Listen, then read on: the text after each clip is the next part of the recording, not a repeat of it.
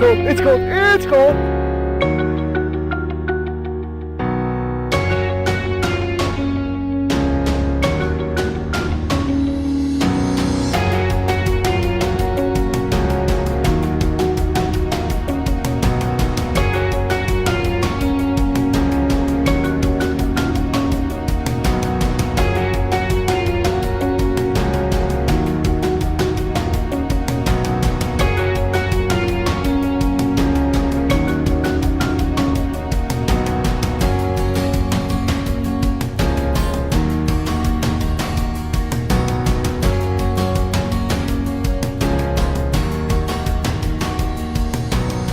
Anybody here basketball fans, sports fans, NBA fans? Okay, just a couple. Well, anyways, I'm a huge NBA fan, so in the 90s there was a huge influx of players from Yugoslavia, Vlade Divac, Drazen Petrovic, Peja Stojakovic, and I was just so fascinated with all these long names and how they played, and it just made me want to go to this place. And I remember in 3rd grade, or maybe 4th grade, I can't remember, and we had the old chalkboards, if you remember that, and the teacher would pull down those maps. And one day I remember the map was pulled down, and where Yugoslavia was, there was like 5 or 6 different countries, and it just kind of blew my mind. Also, today might be a little bit different from the typical masterclass you'll be going through, because we'll be doing kind of like an armchair travel style kind of presentation, where we'll show you and share with you, the people that we met, the food that we ate, the setting, where we stay. We try to put all that into the next 45 minutes. This is Croatia. This is a map. Just know that blue part right there where it says Dalmatia, right to the left or the west is the Adriatic Sea. So directly from that is Italy. And then we have up to the north there, Slovenia, Austria. So it's kind of the crossroads between Central and Eastern Europe. And just some real basic things you need to know. There's 4 wine regions. See up there in green, Istria and Kvarner and Dalmatia. Those are Mediterranean climates. There's a mountain chain that separates it. And the Croatia uplands and Slavonia and the Danube right there, those are continental. It's a continental climate there. So just something that, we'll refer back to this map. 4 main wine regions, 12 sub-appellations, 66 appellations, 130 indigenous grapes. About 40 are in production today, and we're going to taste some of those. And when we first came through Croatia, we came through, where it says Danube right there, we came in that way, tasting.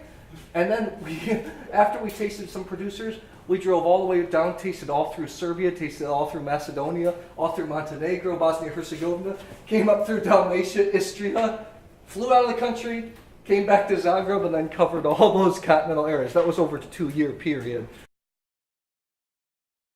Graševina. So this grape is actually from Slavonia and the Danube and Croatia uplands. That's where it's actually grown. It is fitting that we do a class on Croatian wine on this grape because it's the most widely planted grape in Croatia. This is the first dish we had it with, and I can remember this is our first experience in Croatia. We sat down at a winery, they had a restaurant, and we got the fish paprikaš because we heard that's supposed to be really good, and we went to choose the wine, and the sommelier came up to us and he said, "My guest, no, you don't choose the wine, I choose the wine." Okay, so and we tried Graševina with paprikaš, and it worked surprisingly well. Shereen will tell you a little bit more about the grape and the producer. Yeah, as Matt mentioned, it is the most widely planted grape in Croatia, but one of the key areas for growing the grape is Slavonia. What you're tasting is from the Daruvar appellation. It is known to create fuller, more fruit-forward Graševina, but what is also quintessential that really attracts a lot of people to Graševina is this mineral flavor on the finish, and you taste a little bit of salinity in this as well. You got in mind, this is an everyday wine. This is a lower priced wine. This is the wine that everybody can drink. Everybody's drinking either fresh with lunch, and a lot of times they mix it with sparkling water to make gemišt or a spritzer. But in general, all the locals, when they asked, I said, "What are you drinking?" And they said, "When I drink, and I want to drink a lot, to drink a lot, this is what we drink. We drink Graševina." I'm assuming a lot of people heard of Malvazija before, right? Everybody's heard of Malvazija? Everybody's professional. This is a different strain of Malvazija. Malvazija istarska, Malvazija istriana. It's actually from the Istrian up there in Istria. It's like the flagship grape there. It's grown in Friuli, Venetia Giulia, and also Slovenia as well. This is an entry-level type wine. But if you notice right there, that's not Istria, the green rolling hills of Istria. Why do we have that picture up there? There's a big story behind this producer wine. The very first time we had this wine, we were in Dubrovnik. It's beautiful. And we sat down in a restaurant, and we wanted to have something to drink, something cold, refreshing. We were in the tourist area, so the prices were, of course, jacked up quite a bit. And we saw this wine on the menu, and we ordered it. And to this day, I still think it was a 375 ml bottle. 187 plastic bottle. We always argue over wine. I thought it was 375. All we know it was small, was in a plastic bottle. And I remember we were sitting down. If you kind of think of, if you're in Italy, the medieval squares in Italy, it's the same thing. People hustling and bustling and going back and forth. The sun was setting, it was golden. And literally, when the sun was starting to set, it was golden orange. And Shireen and I took a sip of that. We looked up at each other and we said, "It's actually pretty damn good." Like I wasn't expecting much. So Malvazija Istaska is my personal favorite grape of Croatia, among the Croatian white wines. And first of all, when you smell the wine, a lot of people would notice the floral aroma. And a lot of people also distinctly point it out as like acacia kind of flavor. So later when you go out, you actually taste certain Malvazija that is aged in acacia wood and really lift the aroma up. In the mouth, it has this white flesh fruit flavor. It can be pear, it can be white peach, it can be apple. And on the finish, there's usually this very slight bitterness to the finish, which some people also think that it's kind of like almond paste bitterness on the finish, but that's quintessential Malvazija. And at the same time, with all this packed into the wine, it's so refreshing. It's such a summery, beautiful wine. We particularly picked this wine not just because of the background, but also I think this is a great example of price-quality ratio, just perfect value. Okay, here's a funny picture. So we're moving on to, this is a very unique grape. This is a grape that it's actually not widely planted, but there's a story behind it. One of the impetus for us wanting to go to Croatia was an episode of Anthony Bourdain, No Reservations. Everybody's in food. Everybody likes that show, right? Because we're all into food and wine. Did anybody here see the Coastal Croatia episode? Yes. Who saw it? And it's fantastic, right? So at the end of the episode, you remember he's in a winery. Right. He's sitting in a winery. They're drinking in the barrel room, and he's laughing, having a good time. And at the end of the episode, he gets up and he drinks so much that he falls down and knocks two people down. That's how the show ends. And so we said, we have to go there. And we have to go there. So this is me. This is Bibich Winery. Shireen will talk about the grape a little bit more. Debit's easy to remember because it's like debiting up that credit card. You're in this winery, and beautiful Mediterranean breezes going through. And Alan Bibich is the winemaker. His wife Vesna is a trained chef. And we sat down for what was supposed to be a 5-course, 5-wine dinner. And what did it end up being? 12. Yeah. It ended up being 12 courses, 12 wine. We were there for 4 hours. So this is me after. Yes, I am excited about this wine, but it's mostly because I didn't pass out like Anthony Bourdain. So that's why I took the picture. Yeah, so let's have a taste of Debit. It's quite interesting. When you go to Croatia, you might not see Debit wine very frequently. And in fact, there are more than 400 hectares of Debit planted in Dalmatia, where the other grapes go. Because most of the time, Debit struggle with acidity. A lot of producers also find that, the nose is a little bit too muted. So they often use it as a grape for blending with the rest of the wine. Alan Bibich is one of the few wine producers who really champion Debit wine. And the wine that you're tasting now comes from, usually he does 3 or 4 harvests per vintage to get the acidity, to get the fullness, to get the limey citrus flavor all packed into the wine. And on top of that, this is really special. This is his refreshing entry-level white wine, but he also does a single vineyard. He does a sparkling, a sweet wine, and a long maturation amber wine. It's out there, so go taste it. Why would he go through like 3 harvests for just this basic entry-level white wine? I asked him, I said, what do you drink on a daily basis? And he looked at me, he's like, It's like debit in the morning, debit at lunchtime, debit evening, debit before I go to bed. And I have no doubt that he drinks all the time. Well, there's a reason Anthony Bourdain passed out in that episode, so you should check it out. Grgić, that is Mike Grgić from Grgić Hills Winery, guy that crafted the Chateau Montelena from 73. Anyways, this is his property in Croatia, and it is, if you see on the bottom, do you see Dubrovnik in small letters, and then there's a word up there that says Pelješac? It's a little peninsula shooting out. I don't have a laser pointer. Right at the bottom, there's Dubrovnik, and there's a little peninsula that says Pelješac right there. It's about 30 kilometers from Dubrovnik. Yeah, this place is spectacular. It's maybe a couple miles wide, and the peninsula is probably close to about 50 miles long. It's got a mountainous spine up. The mountains go up to about 3,300 feet. It's a 2-lane road. If you remember, that road just goes weaving through the mountains along the coast. It was like wine country from 100 years ago. Yeah, it's like old school Mediterranean. All the villages are abandoned, and this is where we stayed. Actually, there's the winery, and the bay right there's a small town called Trstenik. There's only 40 people that live there full time. That's where we stayed. Literally, when you open up and look down the balcony, the crystal blue Adriatic Sea is right there, and this is the winery right there. And unfortunately, when we were there, you can see everything burnt. They went through a fire, and they lost quite a bit of their stock. I think they lost an entire vintage. Luckily, nobody was hurt, and luckily we have this wine to drink from a grape called Pošip. So, Pošip, we tasted Graševina, we tasted Malvazija. Pošip is the third grape that is very important in Croatia. So, how important is it? If you go to any restaurant or anywhere that serves wine in Croatia, ask for a white wine, it's most likely made of Malvazija, Graševina, or Pošip. So, Pošip is planted all over in Dalmatia, but it expresses itself best in this island called Korčula. And Korčula is about 15 minutes ferry ride from Pelješac. So this grape, even though this is a winery from Trstenik, the grapes are bought from Korčula, or taken from Korčula. And a lot of people love Pošip. I think one of the reasons why is it's very expressive, and it is very, you can make it in different ways.